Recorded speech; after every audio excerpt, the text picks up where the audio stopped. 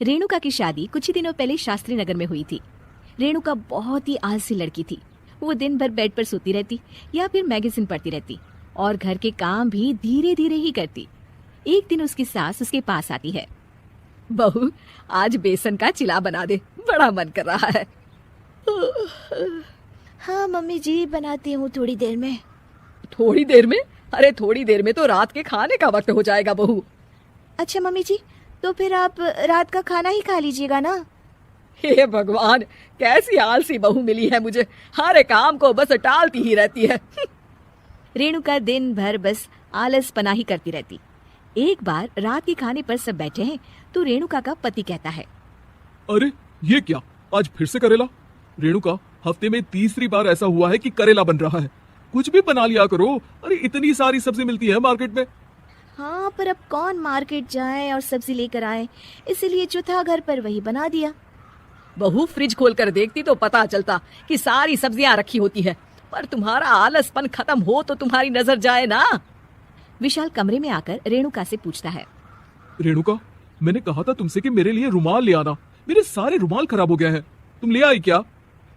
आज नहीं गई, कल ले आऊंगी। ओफो, पिछले 4 दिनों से मैं यही सुन रहा हूँ। बिना रुमाल के ऑफिस जाना पड़ रहा है। तुम तो बहुत ही आलसी होती जा रही हो रेणुका।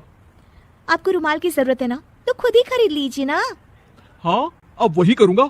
तुम्हारे भरोसे बैठा रहा तो कुछ नहीं होगा। एक दिन दरवाजे पर बेल बज रही होती है और रेणुका सोफे पर बैठी होती है, पर आलस में दरवाजा खोलती ही नहीं। अरे बहू, कितनी देर से बेल बज रही है? क्या कानों में रुई डालकर बैठी हो जो सुनाई नहीं दे रही बेल? मम्मी जी, अब आप आ ही गई है तो आप ही खोल दीजिए ना दरवाजा। क्यों मुझे ताना मारकर और देर कर रही हैं? अरे वाह, उल्टा चोर कोतवाल को डांटे। सास दरवाजा खोलती है तो उसकी पड़ोसन दरवाजे पर खड़ी होती है। दरवाजा खोलने में इतनी देर क्यों हो गई? सब सो गए थे क्या?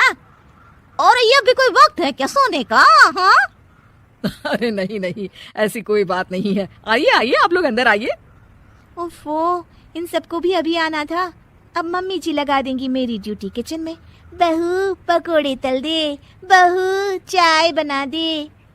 अरे बहू, सो गई क्या? कब से आवाज दे रही हूँ, जा चाय बना कर लिया। हाँ मम्मी जी, अभी जाती हूँ थोड़ी देर में। सास रेणुका को आंख दिखाती है। मतलब थोड़ी ही देर लगेगी चाय बनाने में, अभी ले आती हूँ, बस झटपट। रेणुका रसोई में जाती है और इसी आलसीपन में वो चीनी की जगह नमक डाल देती है। जैसे ही सब चाय का घूंट भरते हैं, चाय थूक देते हैं। थू थू थू थू, ये कैसी चाय बनाई है तूने रेणुका? इसमें तो सारा नमक भरा है। हाँ, और ये पकोड़े, इसमें इतनी मिर्च है कि मेरी तो हालत ही खराब हो गई खाकर।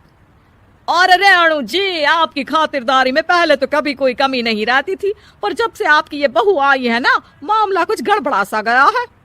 हाँ हाँ, जहाँ आप इतनी एक्टिव है, वहीं आपकी बहू एकदम आलसी, एकदम राम मिलाई जोड़ी लगती है।